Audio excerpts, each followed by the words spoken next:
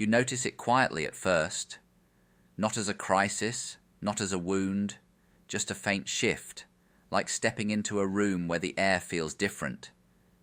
People are talking, laughing, moving around you, yet something in you no longer reaches for them the way it once did.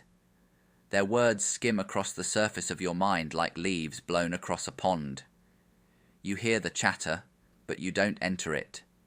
You stand a little outside the scene, watching the rhythm of a world that used to feel familiar. It isn't that you dislike anyone. You don't feel above them or separate in any proud way. You simply notice the distance, quiet, unforced, undeniable. You walk through a grocery store and feel the hum of fluorescent lights, the shuffle of carts, the small talk floating between strangers.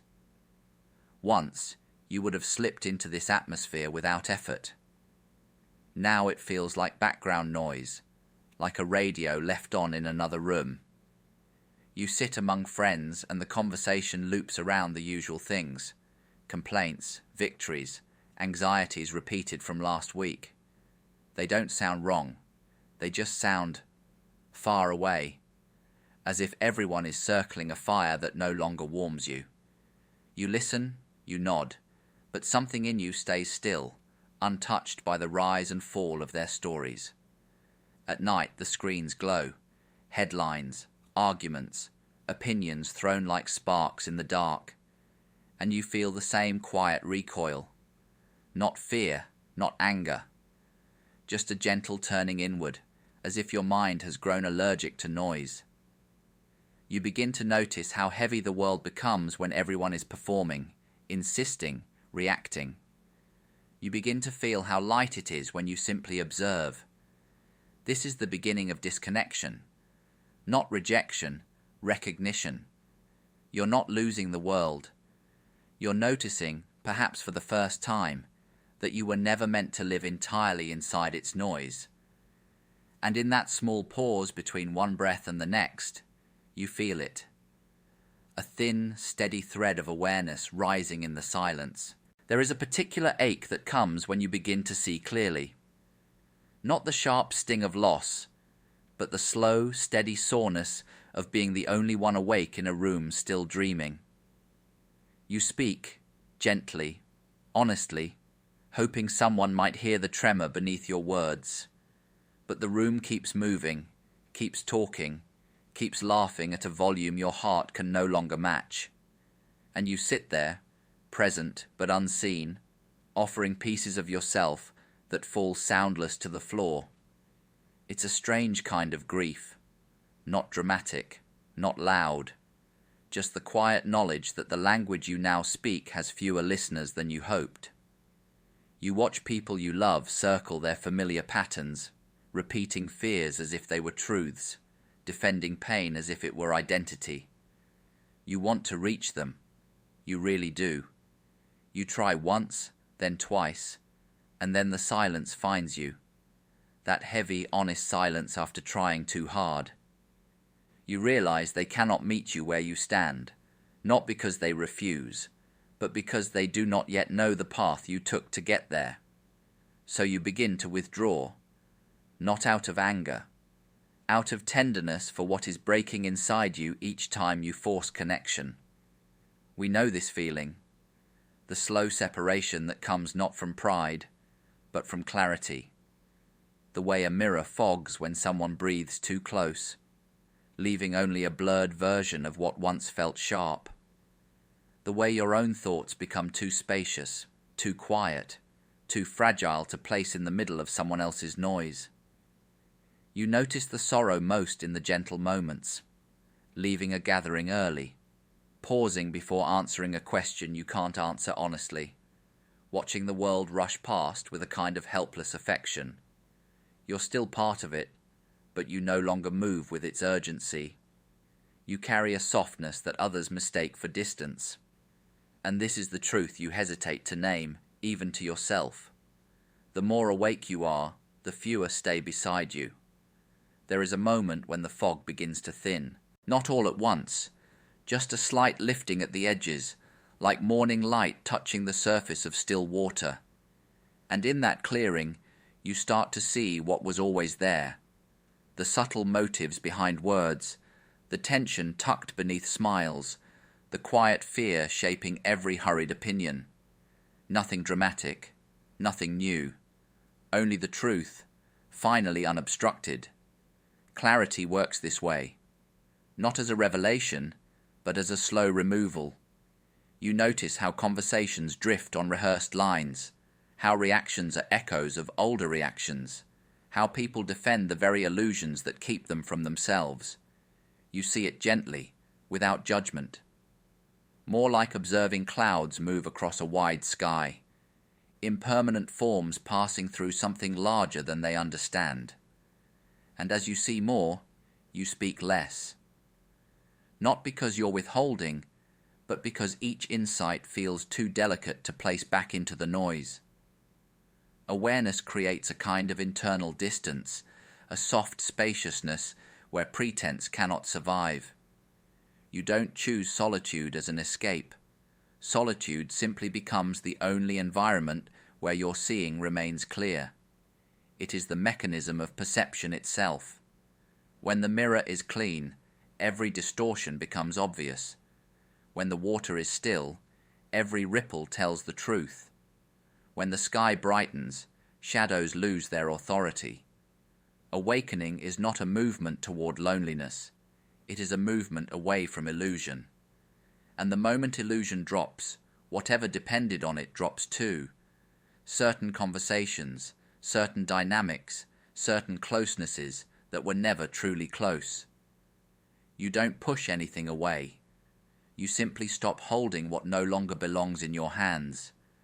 There is pain in this, yes. But it is a clean pain, the kind that comes from refusing to blur your own reflection just to stay comfortable. You learn to endure the brightness of your own vision, even when it leaves you standing alone in a room you once filled so easily. This is the quiet law at work. To see clearly is to stand apart. There comes a point when the sorrow softens, not because the world grows quieter, but because you do. The noise still moves around you, the rushing, the urgency, the endless commentary, yet something in you no longer flinches. You sit inside yourself the way one sits beside a still pond at dawn, watching the light settle across the surface. No effort, no striving, just presence. You begin to see that what others call apathy is often something else entirely, the end of performance. For years you tried to respond correctly, to care in all the right ways, to participate with enough enthusiasm to prove you were part of the living world. But the more awake you became, the more those efforts felt unnecessary, almost humorous in hindsight, like waving your arms to prove you have arms. So you stop waving, you simply breathe. There is a quiet dignity in that, a kind of inward smile at the realization that nothing needs to be broadcast to be real. You don't speak less because you have nothing to say. You speak less because the words finally feel free to arrive on their own time. You don't withdraw because you're indifferent. You withdraw because calmness has become more truthful than reaction. This is the turning point. The moment you discover that stillness is not emptiness, but self-mastery, a soft authority, a clear center. You move through your days with fewer explanations. The pauses between your thoughts widen.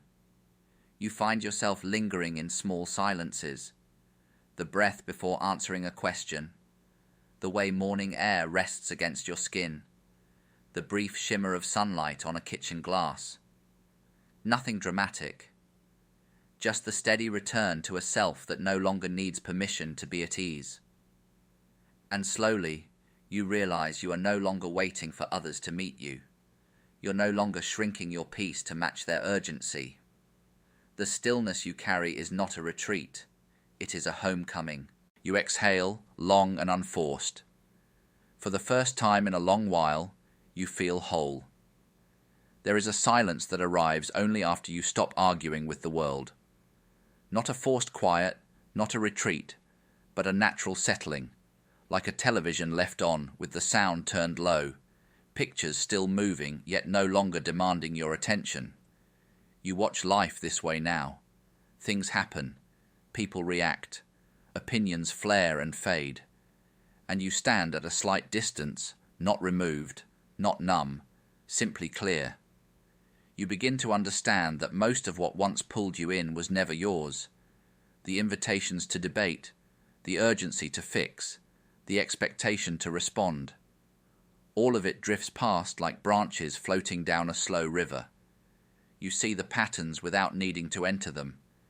You see the comedy tucked beneath the seriousness, the way people rehearse their worries, the way conflict repeats itself like an old rerun.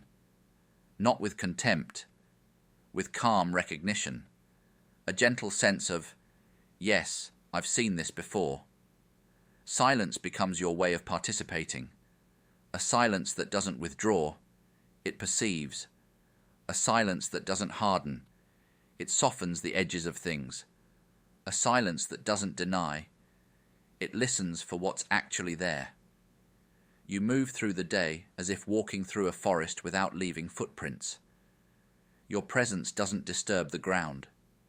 You don't press your will into each moment. You let life reveal itself on its own terms, and in that non-interference, things become strangely simple. You answer when it is time. You act when the action rises by itself. You let go when holding on becomes another form of noise. It isn't apathy. It's the understanding that truth doesn't need your reaction to stay true. Some days you feel like a bird crossing a wide sky. Nothing to resist, nothing to chase, nothing to defend. Just movement, just awareness, just the quiet knowledge that not every motion requires a response. This is the wisdom of silence. When you stop reacting, the world finally becomes clear. There comes a period when your heart opens again, quietly, cautiously, without the old urgency to change anyone. We begin to see that people are not resisting us. They are simply moving through a dream they cannot yet recognize as a dream. And instead of frustration, a softer understanding appears. Not sentimental, not indulgent, just clear. From a distance, the world looks like a city seen at night. Thousands of small lights glowing in apartments, each life contained in its own room, each person carrying their own fears, their own stories, their own unspoken longing. We watch these lights with a kind of affectionate distance. We don't need to enter every room. We don't need to rearrange the furniture. It's enough to know each light is doing its best to stay lit. This is where compassion returns. Not the old kind, the kind that tries to fix, rescue, pull, persuade, but a quieter compassion that trusts the timing of others, a compassion with space in it. We begin to understand that people act from the level of awareness they have, not because they refuse to grow, but because every mind unfolds at its own pace, like flowers opening at different hours of the morning. To expect someone to see what they cannot yet see is to judge the seed for not being a tree. So we loosen the grip. We watch without controlling. We care without directing. We love without insisting. It feels like holding a candle behind glass, steady flame, gentle warmth, light offered but never forced. People may come to it, they may not. The flame remains either way. And as we move through our days, we notice the shift in how we meet others. Less tension, less disappointment, less desire to be understood. We listen more, we correct less. We stop measuring our connection by how similar we seem, because now we understand. Everyone is dreaming their way toward waking, and each dream has its own necessary shape. We walk beside others without needing to guide their steps. We let them be as they are, even when they cannot yet see what we see.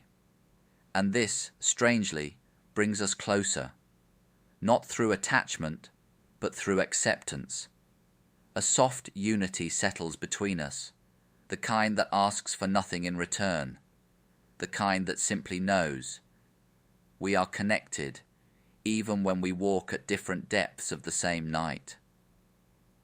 There is a moment, after all the noise has drained from your system, after the last argument inside you has gone quiet, when awakening stops feeling like a journey and begins to feel like a place.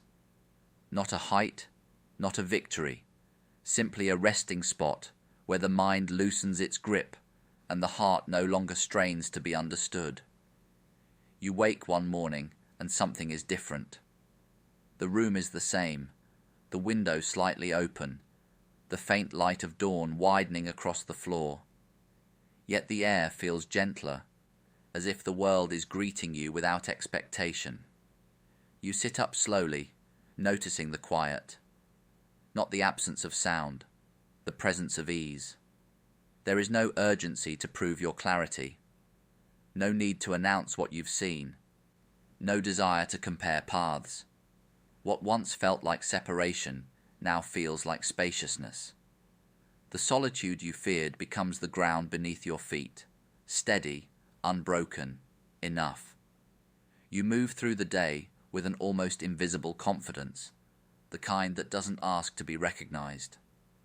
You pass people on the street, hear fragments of their lives carried in conversations, and feel a soft kinship with all of it. No resistance, no attachment, just a quiet sense that everything is unfolding exactly as it must. This is the quiet return, the slow merging of the inner and outer worlds until they no longer compete. The mind no longer chases meaning. It lets meaning reveal itself. The heart no longer clings to belonging. It belongs to the moment it is in. Awakening stops being something you carry like a hidden flame and becomes the atmosphere you breathe. Nothing is finished, yet nothing is missing. You understand now that peace was never the end of the path. It was the path that appears when you stop trying to walk somewhere else. You stand at the open window, the morning light widening just a little more, and you feel the world settle into its rightful size. You are simply here.